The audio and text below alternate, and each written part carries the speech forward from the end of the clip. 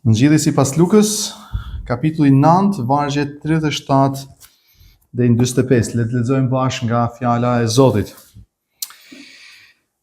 Dhe ndodhi që të nesërmen kur po zbritën nga mali, një turmë e madhe i doli përpara Jezusit. Dhe ja një burr nga turma filloi të bërtas duke thënë: "Mësues, lutem, ktheje veshtrimin mbi djalin tim, sepse është i vetmi që kam." Dhe ja një frymë e kap me një herë ai bërtet. Pastaj e përpëlit, e bën të nxjerr shkum, e mezi largohet pasi e ka sfilitur. "U jam lutur dishepujve të tu ta të bojnë, por ata nuk mundën." Jezusi duke u përgjigjur tha: "Brez mos besues dhe i çoroditur, deri kur do të jem me ju dhe deri kur do t'ju duroj? Sille këtu djalin tënd." Dhe ndërsa fëmia po afrohej, demoni e përplasi atë dhe e përpëliti. Por Jezusi e qortoi frymën e ndyrë, e shëroi djalin dhe ja ktheu atit vet. Të gjithë mbetën matnitur nga mallështia, nga madhëria e Perëndisë, dhe ndërsa të gjithë po habiteshin për gjithçka bënte Jezusi, ai u tha dishepujve të vet: "I shtini mirë në vesh të fjalë, sepse biri i njeriut do të dorëzohet në duart e njerëzve." Por ata nuk e kuptuan këtë fjalë dhe ishte e fshehur për ta, kështu që nuk kuptonin dhe druonin ta pyesnin për këtë fjalë. Kjo është fjala e Zotit për ne sot. Qëse ka qenë pak e fshehur e pa kuptueshme për dishepujt me Jezusin, besoj për ne duhet të jetë më e qartë sot. Por do të shohim. Shërimi një fëmije të demonizuar është titulli, apo ndryshe çfarë trajtohet atje është në këtë pjesë është mosbesimi edhe ngadalësimi apo vështirësia e dishepujve për të kuptuar. Historia që pam herën e kaluar me Jezusin, pra me shndërrimin e tij, ishte e mrekullueshme. Por edhe sot kjo histori nuk është jo e mrekullueshme, shumë e mrekullueshme. Në historinë në mal na tregohet një pikë e lartë, pra më sipër kur Jezusi shndërrohet, pamja e tij shndërrohet pra në mal që ishte bashkë me 3 dishepujt. Ishte një pikë e lartë, një eksperiencë e paharruar për 3 dishepujt që ishin bashkë me Jezusin. Por edhe kjo histori sot, në fakt nuk është aq e lartë në mallështi, në kuptimin e shkëlqim, në dukje, por është e shkëlqyeshme për atë çfarë bën Jezusi për këtë fëmijë të smur, por në fakt është një pikë, shënon një pikë të ulët për dishepujt. Dhe një pikë të ulur për shërbesin e tyre, ku në fakt nëse atë parën dishepujt nuk mund ta harrojnë aq e bukur ishte. Këtë ndoshta kishin dashur me harru, me fshi prej kujtesës tyre, sepse nuk ja dolën ta shëronin djalin e smur, pra po flas për dishepujt. Përvoja në mal e 3 dishepujve pasohet nga pastësia, si thash, e dishepujve për të marrë këtu, pra me këtë rast, me këtë posedim demoniak të titiriut. Kontrasti është i madh, kontrasti mes të dy historive është i madh. Në një anë kemi ata që u mahnitën në dritën e Perëndisë në mal. Dhe nga ana tjetër ata që u mundën e u dorëzuan para fuqisë së errësirës në rrafsh apo në fush kur zbriti Jezusi. Por çfarë i bashkon këto dy histori? Çfarë i bashkon këto dy përvoja të dishepujve flas? Çfarë i bashkon këto dy përvoja të dishepujve? I bashkon fuqia e Jezu Krishtit, që është e dukshme në dyja rastet. Doktor Biki thotë, pas përvojës në malin e shndërrimit, Krishti dhe dishepujt lanë lartësitë e qiellit për të takuar apo për të zbritur në thellësitë e ferrit në këtë takim pra me djalin e demonizuar. Dhe u përballen pra me pabesimin apo me mungesën e besimit dhe pafuqinë e dishepujve të tjerë në mungesë të Zotit tyre. Shërbesa e Krishtit, vazhdon doktor Biki, thotë shërbesa e Krishtit përmbante shumë pika të larta, apo gjithashtu edhe pika të ulta. Ashtu gjithashtu për dishepujt e tij. Dhe pyet, si mund të gjejmë qëndrueshmërinë në Krishtin, po flet për dishepujt për ne, si mund të gjejmë qëndrueshmërinë në Krishtin në mënyrë që këto ngritje dhe ulje as mos na fryjnë, mos na mburrin pra, po as gjithashtu mos na lajnë të dekurajohemi ne, kur janë pikat e ulta të shërbesës. E kështu duket edhe për Jezusin që don të mësoj pra dishepujt. Në këtë fazë Jezusi është duke u fokusuar të mësoj dishepujt përmes tyre ngjarjeve që është lavdia më e madhe ti bëj pra që të mendojnë mbi të gjitha. Kush është ai dhe çfarë la ai që të shkojnë në kryq. Në pikën më të ulët të jetës tij. Jezusi erdhi nga përjetësia. Jezusi erdhi nga përjetësia dhe lavdia e tij dhe është kthyer gjithashtu në përjetësi, në lavdi. Por mishërimi i tij, jeta e tij, kryqi, shkuarja në kryq dhe ringjallja e tij do ta bëjnë ata që të kthehen lavdinë e tij në qiell, po tashmë me një natyrë njerëzore dhe bashkë me vurratat e tij apo me shenjat e tij, si shengji i therrur. Jezusi erdhi nga lavdia në qiell, do të kthehej prapë në qiell në lavdinë e tij ku është sot, por duke kaluar përmes përjetimit apo përvojës së kryqit. Dhe kur ai ngjitet në qiell tani bashkë me natyrën e tij njerëzore, bashkë me vurratat që do t'i ketë për jetë. Në këtë pjesë sot do të shohim 3 në ndarjet vogla. Në të parën, në vargje 38 dhe 40, do shohim Jezusi dhe babai, pra diskutimi i Jezusit me babain, apo ndryshe pamundësia njerëzore, do shohim pamundësi njerëzore. Luka na thotë që një burr nga turma filloi të bërtas, pra kur zbritën të nesër nga mali, në turm një burr u afrua dhe filloi të bërtas klith, duke thënë: "Mësues, të lutem apo të përgjërohem", duke ju përgjëruar. "Ktheje veshtrimin, ktheje shikimin, ktheje veshtrimin dashamirës, mëshirues, tandin, mbi djalin tim, sepse është i vetmi që kam." Luka është i kujdesshëm. Vetëm ai tregon në ungjillin e tij këtë detaj, që djali i këtij burrit është i vetmi bir që ai kishte. Ungjilltarët e tjerë nuk e tregojnë këtë detaj. Në fakt ne shohim edhe tek 7:12 që e kemi pa përpara, kur vdiq një djalë që ishte i vetmi i një vejushë, që Jezusi i thotë djali i vetëm i një vejushë. Mani mend, jep ca detaje. Ky është djali i vetmi i këtij burri, ishte djali i vetëm i një vejushë. Dhe ndoshta për të cilë mendje Luka që Jezusi është i vetmi biri i Perëndis, i vetmi biri i Perëndis që erdhi për të dhënë jetën e tij, që në fakt mund të mëshironte, mund t'i kuptonte, mund të kishte dëmshuri ndaj birit apo vajzës të vetme, dikuj. Pastaj babai jep informacionin. Pra klith e thot: "Ktheje veshtrimin, ktheje mëshirën, ktheje shikimin ndaj birit tim të vetëm." Dhe si një babai i dëmshur që e çon të birin në spital tek doktori specialist, spari ti fillon të përshkruaj gjendjen apo simptomat e djalit. Ai thotë: "E kap një frymë me një herë ai bërtet", pra kap kjo fryma demoniake, fryma e keqe, dhe ai me një herë fillon dhe bërtet.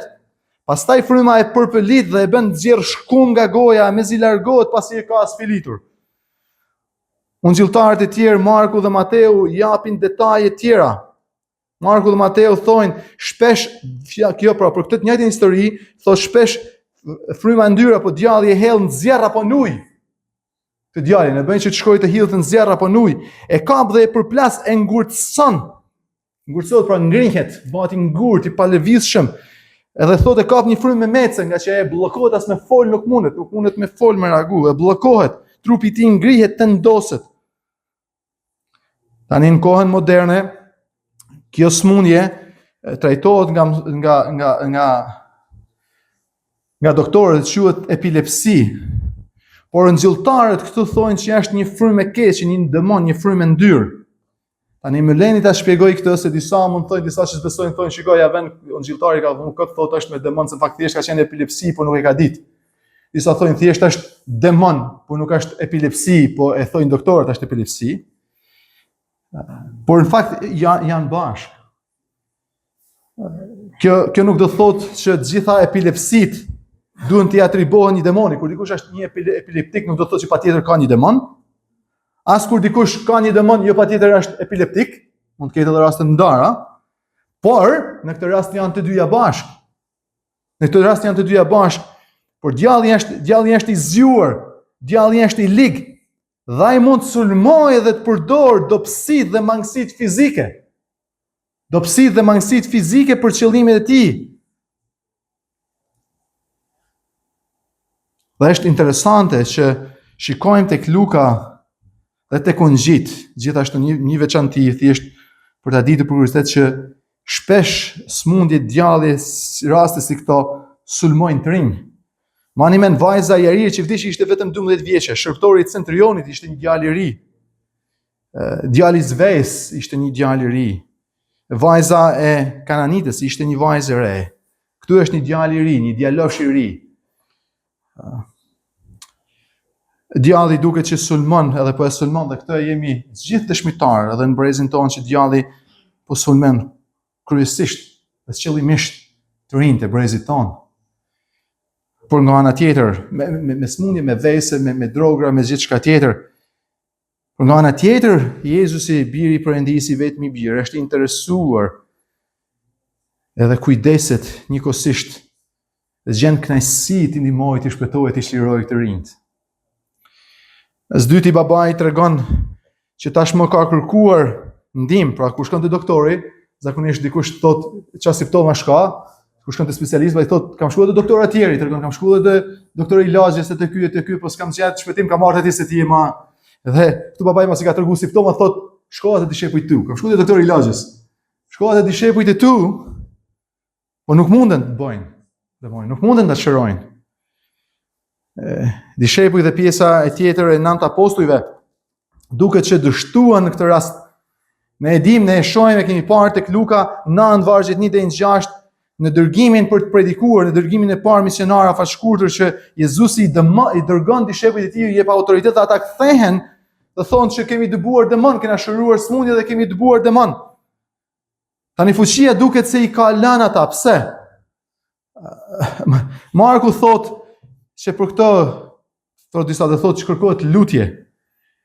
Luka më herë duket që na mëson, pra thotë që dishepujt duhet ta mohojnë veten e tyre, të porulën ta mohojnë veten e tyre. Nga një herë ne mund mendojmë që me që e kena bërë një gjë një herë, do thotë që çdo herë do ta bëjmë të njëjtën gjë njësoj dhe besoj më shumë tek Zoti, më shumë tek Shpirti i Shenjtë, besoj më shumë te metoda se sa tek Zoti. Me që e kena bërë një herë, nëse i bën mësuesi gjë ditarin për ditë, edhe din përmend çmë bë ditarin. Edhe din si përmend mund ta bash me symin, por nuk është e njëjta gjë në shërbes. Pse e ke bën një herë, nuk do thotë se do ta bësh prap, do të mburrësh apo të mbështetesh te vetja, apo duhet të besosh, të mbështetesh, të lutesh tek Perëndia. Marrëdhënia jone e besimit dhe fuqizimit është e vazhdueshme dhe e pandashme në Zotin ton Jezu Krisht. Në pjesën e dytë në vargjet 41 dhe 42 shohim çlirimin, pra Jezusin dhe djalin, tani pra pam Jezusin dhe babain, tani shohim Jezusin dhe djalin, Jezusi afron djalin për ta shëruar dhe shohim çlirimin apo shërimin hyjnor. Dhe Jezusi duke u përgjigjur tha: "Brez mos besues dhe i çoroditur, deri kur do të jem me ju dhe do t'ju duroj." Duket këtu që është qarta si një betejë shpirtërore. Një betejë shpirtërore po luhet këtu dhe objekti është djali i vetëm i këtij burrit. Djalli don që ta shkatroj edhe e sulmon në pikën më të dobët që ka smundjen, dhe Jezusi don që ta çliroj. Ne e shohim kur Jezusi flet tek Gjoni 10:10, ai thot vjellësi nuk vjen vetëse për të vjellur, për të vrarë e për shkatruar. I ligu. Vjen për të vrarë e për shkatruar. Por unë kam ardhur, ai vjen për të vrarë e për shkatruar, por unë kam ardhur për të dhënë jetë, për ta dhënë atë me bollek. Situata tashmë është e rëndë. Djali është i smur. Dishepujt s'mund ta të bëjnë. Jati është në ankth për të birin. Dhe Jezusi, interesant, është i ashpër këtu.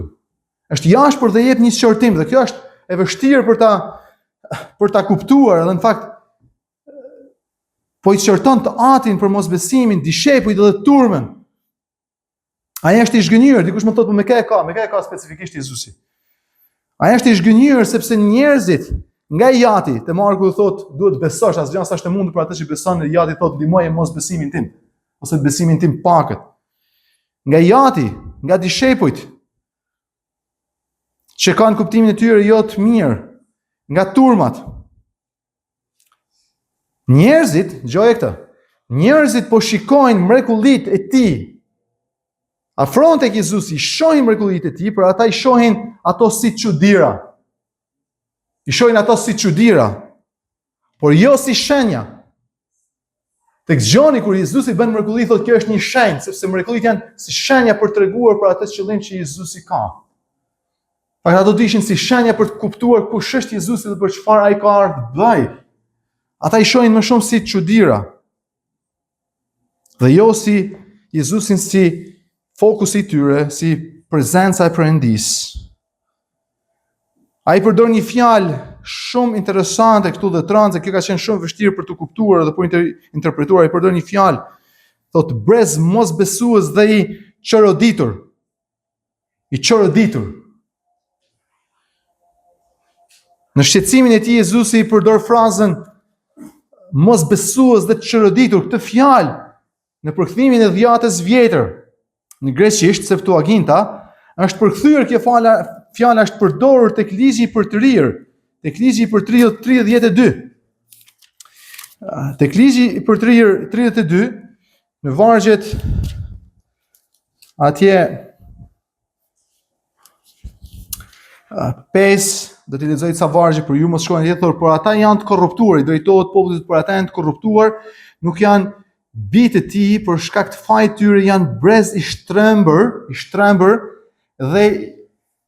dhe I pavendosur, pra edhe I shthurur, por kjo fjala I shthurur, I shtrembër është I çoroditur. I shthurur, një brez I shthurur. Edhe pastaj vazhdon të gjashta, kështu doni ta shpërbleni Zotin o populli pa mend dhe I marr, a nuk është ai aty që ka bler, a nuk është ai që ka bër këtë dhe e ka vendosur, pra duket që po lejnë Perëndin, populli I Zotit po largohet, po çoroditen, po shturën, po largohen, po lejnë Zotin. Tek 17 u kanë bërë flijime demonëve, kanë lënë Perëndinë e vërtetë dhe shkojnë dhe u bajnë flijime demonëve që nuk janë perëndive që nuk I njihnin, perëndive të reja, të shfaqura kohët e fundit që etrit e tuaj nuk ka kishin frikën. 19 por Zoti e pa këtë dhe I holli poshtë, Zoti e pa mëkatin e tyre dhe I holli poshtë për shkak të provokimit bijve të tij dhe të bijave të tij. Dhe vargu 20 ata dhe tha, unë do t'u fshe atyre fytyrën time dhe do të shoh cili do të jetë fundi I tyre sepse janë një brez I shthurur, I çoroditur. Kjo është fjala që përdoret pra, në dhjetën vjetër njëjta fjalë, brez I shthurur, bitë cilët nuk kanë fare besnikëri, apo s'kan besim, pa besim, dhe të shthurur, vjen re?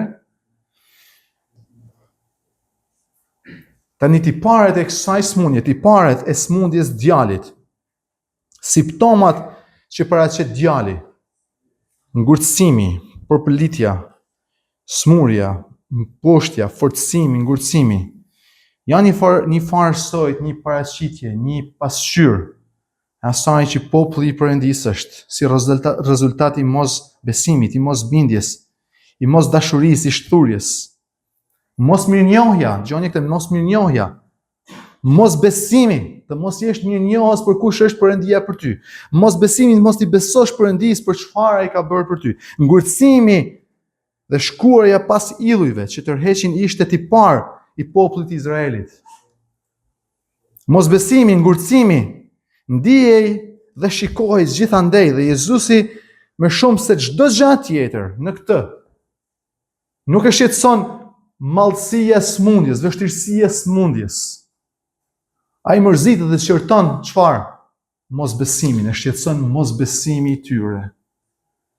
Sepse mosbesimi I tyre I çon me gjitha këto të tjerat pastaj. Mosbesimi apo mungesa e besimit çon me gjithë këto të tjerat pastaj. Dhe është I shqetësuar kryesisht mbi të gjitha për mosbesimin. Dhe ndërsa fëmia po afroi, vargu 42, ndërsa fëmia po afroi, demoni tani që përballet me Jezusin e përplas dhe e përpëlit. Kur Jezusi e qortoi frymën e ndyrë, e shëroi djalin dhe ja ktheu atit. Duke shëruar kështu pra të birin dhe këtë traumë familjare. Në pjesën e tretë dhe të fundit në vargjet 43 dhe 45, shohim Jezusin tani me dishepujt. Jezusi tani u kthehet kryesisht dishepujve të tij për t'i folë sa fjalë. Apo mund të shohim këtu mos kuptimi, apo mos kujtimi e mos kuptimi I asaj që Jezusi tashmë e ka thënë. Pasi e shëroi djalin, Luka na tregon se të gjithë mbetën të mahnitur nga madhështia e Perëndis, vini atje nga madhëria e Perëndis, ne jemi të habitur, çuditur nga madhëria, nga ajo çfarë bëri Jezusi. Fjala që Luka përdor këtu për madhështi apo madhëri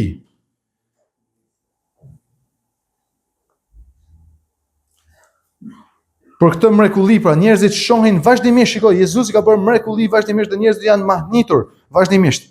Por pasi Jezusi bën këtë mrekulli, përdoret kjo fjalë madhëria dhe Luka e përdor këtë fjalë dhe është përdor edhe vetëm 2 herë tjera njëjta fjalë në Dhjatën e Re, një herë tek Veprat 19:7 dhe një herë tjetër është përdor tek 2 Pjetri 1:16 që e folëm herën tjetër, kur Pjetri flet për eksperiencën në mal.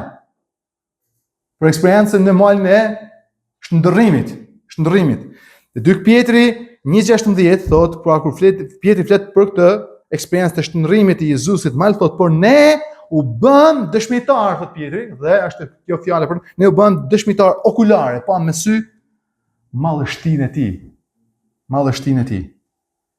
Pra, kur Pjetri përdor të shpjegon rastin më sipër për shndërrimin e Jezusit, thot pam madhështinë e tij ose madhërinë e tij. Tani Jezusi ka zbritur në fushë dhe bën këtë mrekulli përballë me këtë dëmon dhe largon këtë dëmon dhe njerëzit mahniten dhe shohin madhështinë e tij. Madhështinë e tij.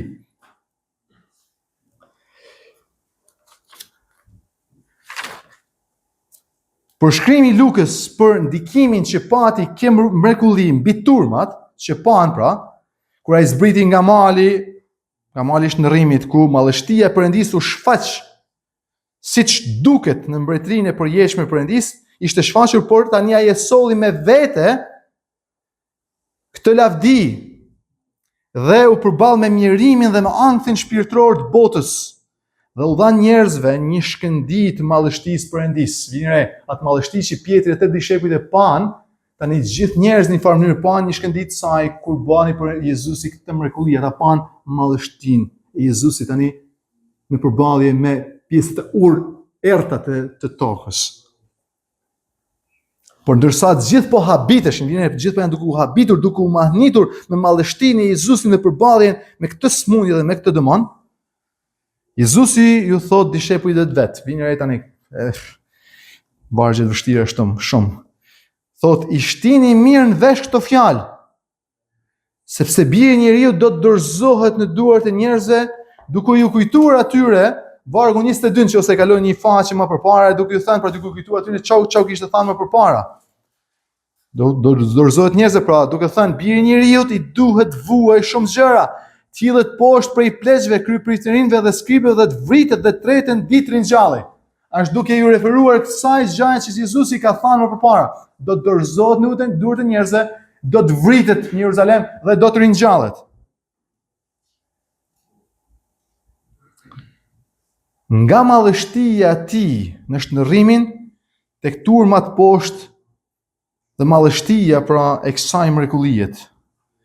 Por është shumë interesante që Jezusi fut këto vargje, është shumë interesante. Ndërsa njerëzit janë akoma duke duar trokitur. Pra ka ndodhur një mrekulli, pra ka ndodhur gjë e madhe, Jezusi janë bravo, Jezusi, duke duar trokitur, duke parë madhështinë e Jezusit.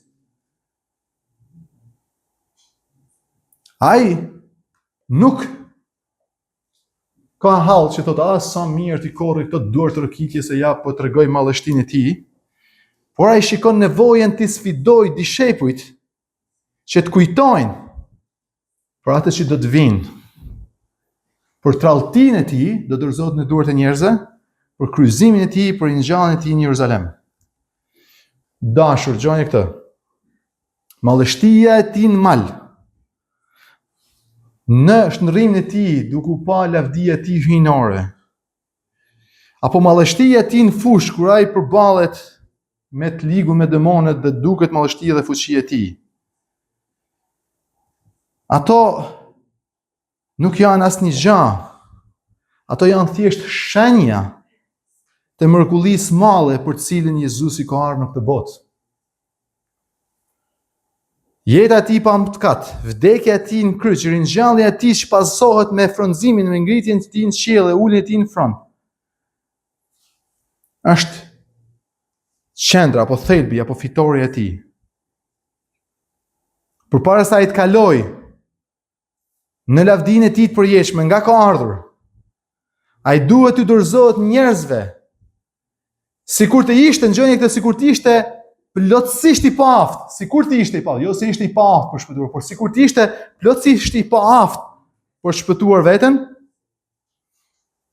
që të mund të shpëtonte ne, që jemi realisht paaft ta shpëtojmë vetveten. Kuptuat? Ai duhet kalonte, ta dorëzonte veten duart e njerëzve sikur të ishte plotësisht i paaft. Në që të fitonte për ne dhe të na shpëtonte ne që jemi krejtësisht paaft, ta shpëtojmë veten.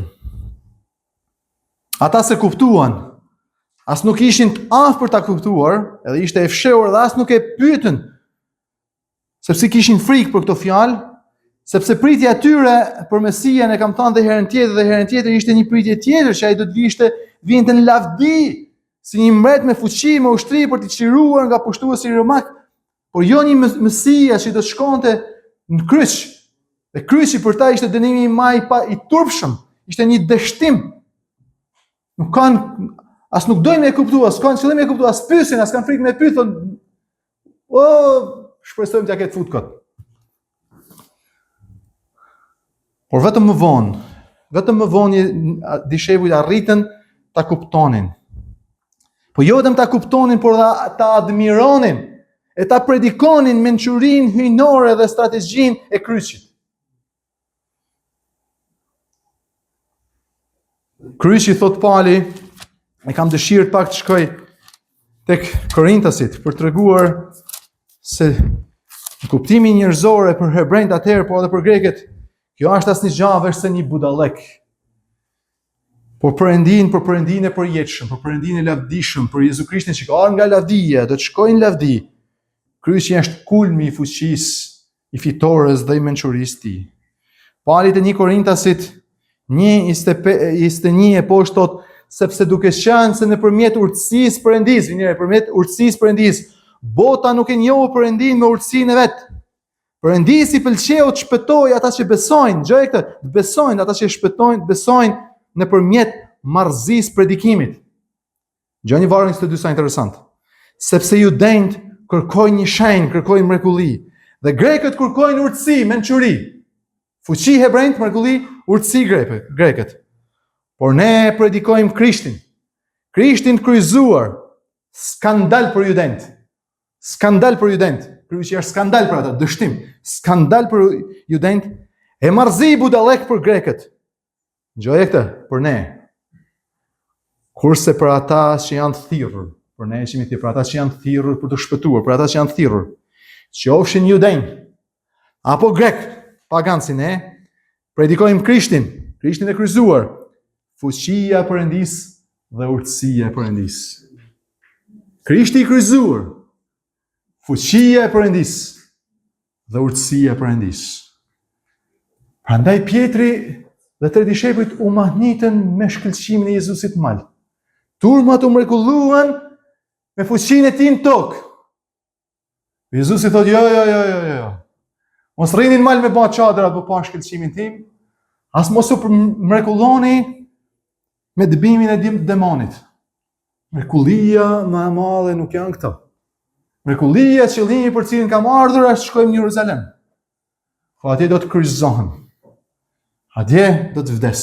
Ato do të ringjallem. E kjo është fuqia e Perëndis, është urtësia e Perëndis.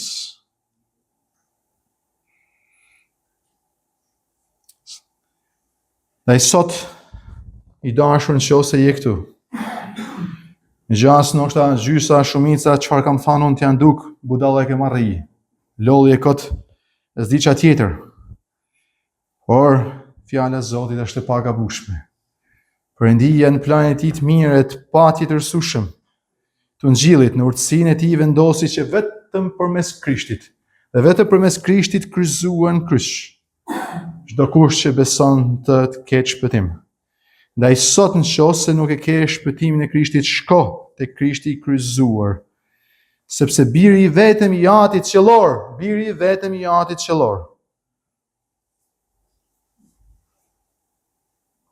nuk zbriti nga mali i shpërfytyrimit, për të bërë mrekullinë e shërimit. Njëre, zbriti nga mali e ndriçim, nuk zbriti nga mali i shndërrimit për të bërë mrekullinë e shërimit.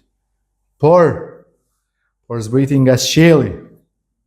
Por zbriti nga qielli për të shkuar në kryq, që është mrekullia më e madhe, anë cilit ai fitoi shpëtimin për ata që besojnë.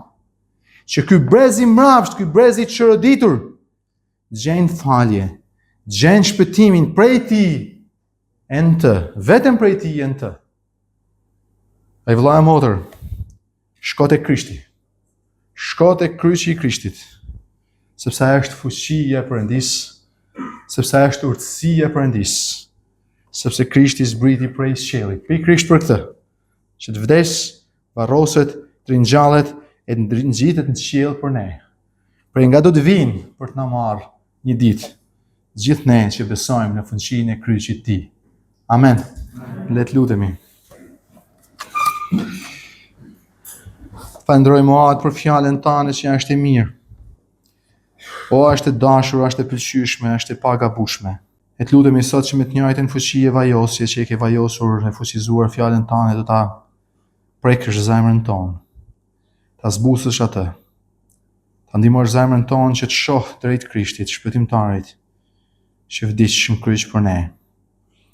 Lutem ata që janë të thirrur, o Zot, për Te në zemrën e tyre, që u ke hapur sytë e zemrës së të mendjes për të parë mrekullinë e bukurinë e kryqit.